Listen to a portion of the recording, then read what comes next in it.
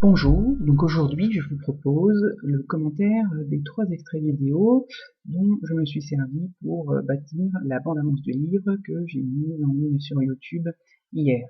Donc on va balayer successivement l'assaut américain pour reprendre l'ambassade de Saigon, investie par le Viet Cong,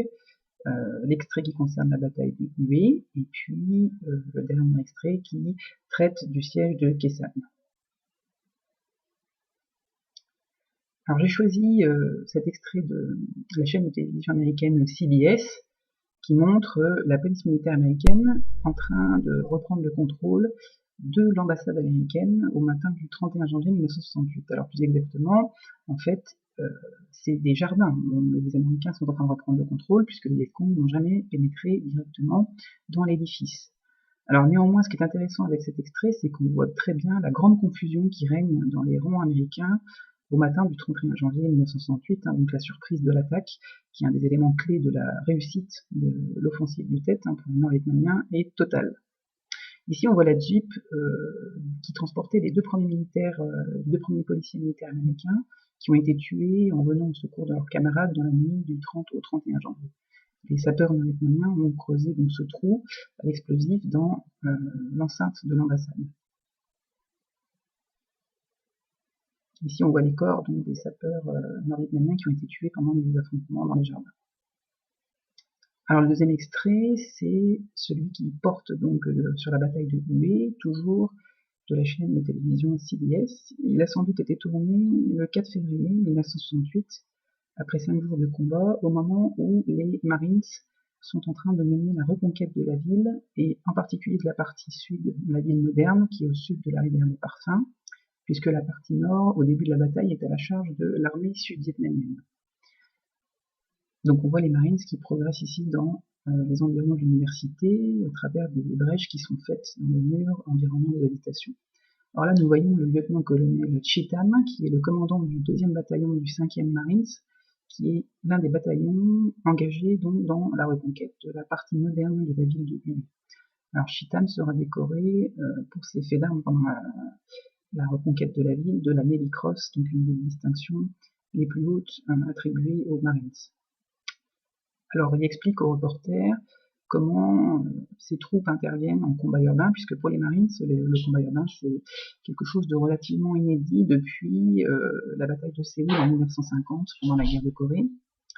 Donc les Marines vont devoir partir à la redécouverte des fondamentaux du combat urbain face à un adversaire nord-vietnamien qui, malgré de lourdes pertes, se signale par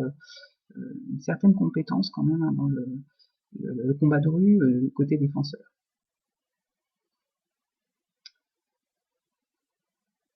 Cheatham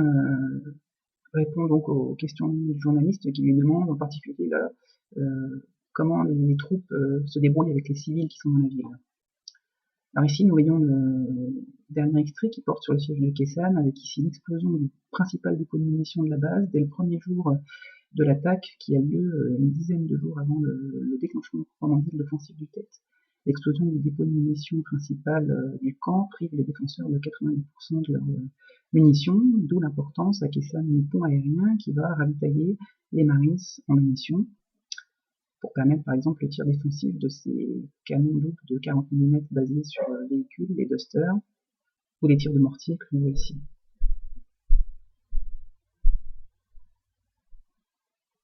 Alors la base est ravitaillée notamment par des avions C-130, puisqu'une piste a été construite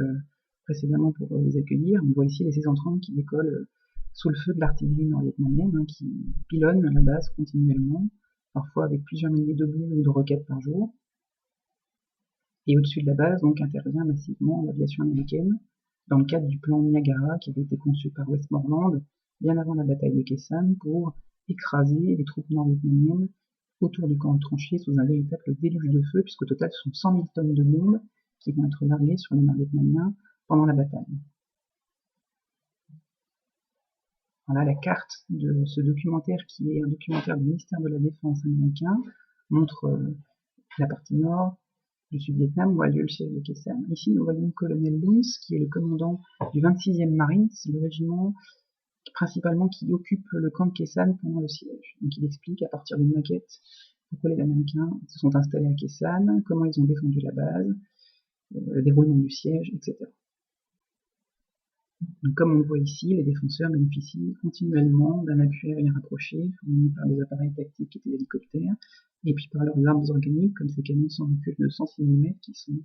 montés parfois sur les véhicules, les mules.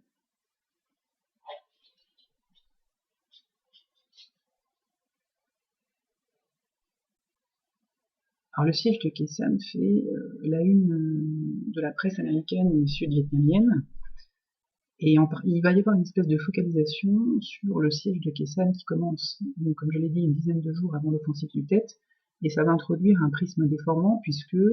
les médias américains vont donner l'impression que la bataille du Tet continue jusqu'au début avril, au moment où le siège est levé, alors qu'en fait, dans le reste du Sud-Vietnam, l'offensive du Tet s'éteint dès une semaine à peu près, il ne reste plus à ce moment-là donc les combats dans l'Hue et le siège de Khe Sanh. Alors bien évidemment, on n'est pas non plus dans le caractère outrancier qu'on a attribué aux médias américains qui aurait permis la victoire psychologique et politique des Nord-Vietnamiens. Il y a une partie de vérité, mais pas complètement. Ici, donc, on voit le général Westmoreland, qui est le commandant en chef américain au Vietnam, et qui s'adresse aux troupes sur la base de Khe Sanh. Voilà, merci donc d'avoir écouté ce commentaire audio qui essayait un peu de vous expliquer l'importance de ces extraits que j'avais choisis pour la bande-annonce de mon livre.